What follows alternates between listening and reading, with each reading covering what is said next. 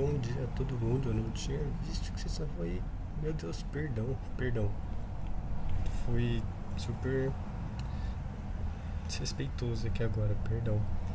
Gostaria de dar bom dia a todo mundo, bom dia sala de aula, bom dia professor Mário.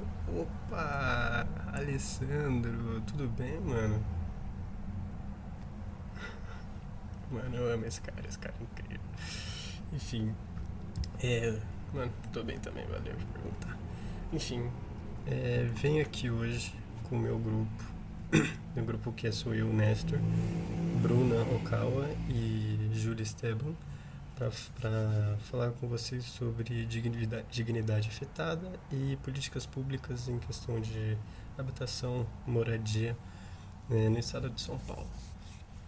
Eu espero que vocês aproveitem e não vou prolongar muito isso aqui.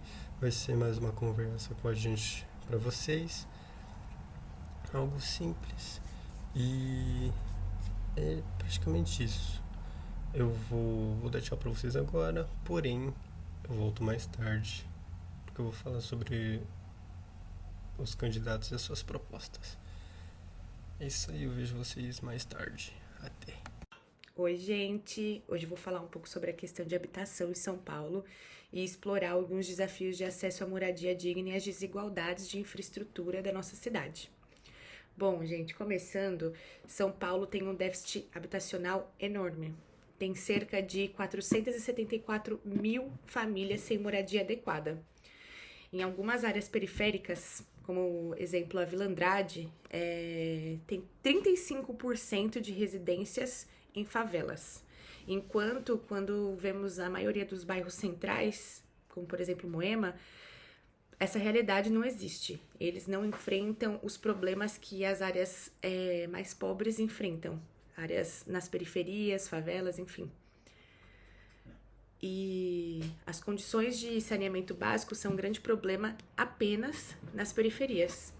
Muitas comunidades, como por exemplo Cidade Tiradentes e Brasilândia, enfrentam uma falta crônica de água potável e rede de esgoto. Esse problema causa muitos riscos à saúde e afeta diretamente a qualidade de vida daqueles que moram nesses locais. Então, o que estamos propondo aqui é que a falta de moradia digna afeta não só a saúde física e a mental do cidadão, mas também a mobilidade e o acesso a oportunidades. Em bairros mais afastados, os trabalhadores enfrentam longos deslocamentos, aumentando os custos e reduzindo o tempo para lazer e educação. Então, quando falamos de afetar a dignidade, esse problema afeta toda a vida do ser humano. É considerado básico para a sobrevivência, é um problema que não deveria existir, mas enfrentamos desde sempre e precisamos enfrentar esses desafios. É fundamental investir em programas de requalificação das favelas, oferecer subsídios habitacionais e garantir a participação das comunidades nas decisões. Essas medidas são essenciais para reduzir a desigualdade e garantir a dignidade para todos. A dignidade na moradia é um direito e um pilar para uma sociedade mais justa. Políticas públicas que garantem infraestrutura e acesso à habitação são fundamentais para transformar São Paulo em uma cidade mais igualitária e inclusiva. Quando nós andamos por aí em áreas mais periféricas, podemos notar muitos problemas que as políticas públicas têm de resolver. E enquanto a gente anda em bairros mais nobres, não vemos um problema sequer. E é isso, gente.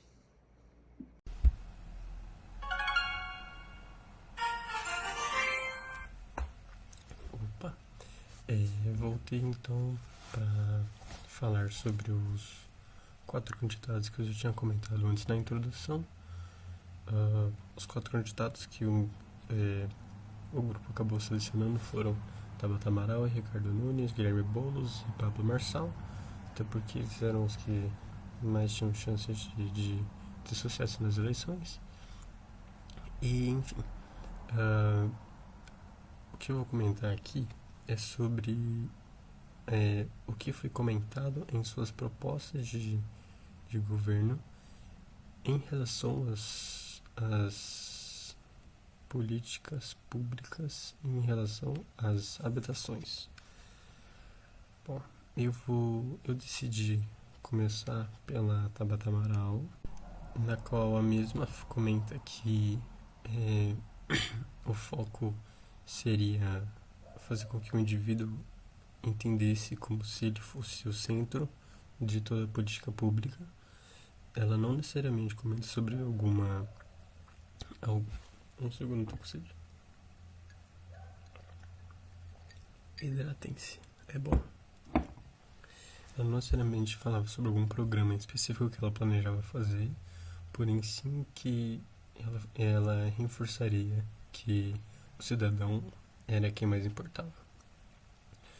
Ela também comenta sobre como ela pretende fazer com que o cidadão, antes mesmo de nascer, tivesse acesso à creche e à saúde, o mais básico possível. Porém, era apenas isso o que era comentado por ela em sua proposta de governo. Agora, comentando sobre Ricardo Nunes.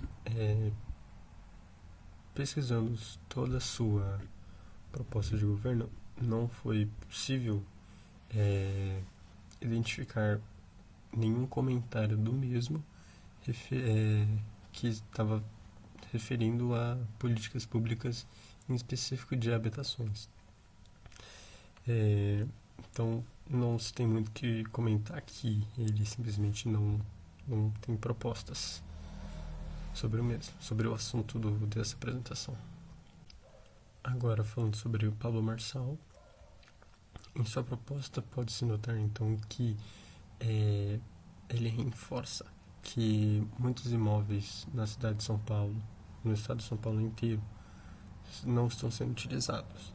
Ele diz que cerca de 1,53 imóveis estão sendo utilizados. Então, 53, no caso 52, não estão sendo utilizados e poderiam ser utilizados em questão de moradia. Paulo Marçal também comenta que ele poderia disponibilizar 40 mil imóveis da própria prefeitura e adaptá-los então para sustentar pessoas e dar aos cidadãos um lugar onde morar. Ele também comenta que ele iria criar um cheque especial, o nome seria cheque moradia, onde com acordos com instituições financeiras ajudaria então a famílias a fazer reformas ou então construir sua própria casa. O que também foi comentado pelo mesmo caso Paulo Marçal é que mutirões seriam iniciados, seriam, no caso, utilizados, por assim dizer, organizados. Muito obrigado por lembrar. Mas eles seriam organizados com o foco de construção social. Em específico em periferias. Agora, comentando sobre Guilherme Boulos, em sua proposta, ele diz diversas coisas em relação às políticas públicas muito em habitações, certo?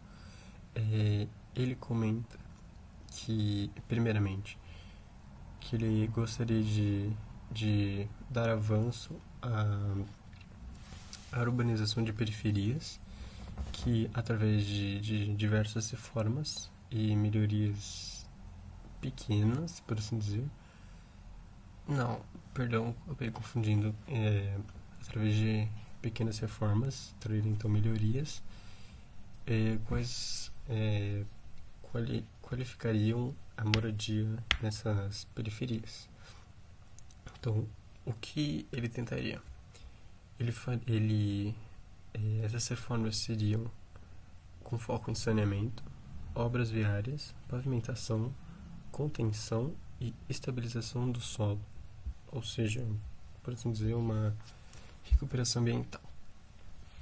Com isso, o Guilherme Boulos diz que 250 mil pessoas, 250 mil famílias seriam ajudadas com essa urbanização de periferia. Agora, não só isso, mas ele também diz que iria construir 50 mil unidades habitacionais de interesse social, utilizando Minha Casa Minha Vida. Ele também daria oportunidade de emprego a moradores de rua. Quem não tivesse as oportunidades necessárias, ele criaria um programa onde cadastraria quem está em situação de rua e determinaria as qualificações de cada para conseguir dar os mesmos condições para se sustentar, pelo menos minimamente. E essas acabaram sendo tudo que foi comentado aí nas propostas de todos os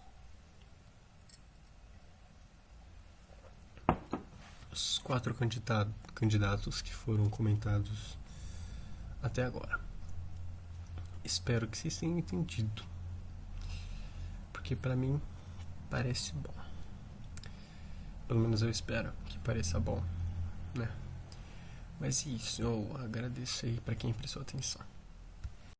Eu iria falar um pouco sobre os programas sociais, que basicamente são inúmeros, e justamente por isso muitos acabam meio que se assemelhando, né? Então, decidi não trazer coisas muito repetidas e também eu optei por trazer uma coisa mais que eu achei interessante, assim como eu achei importante.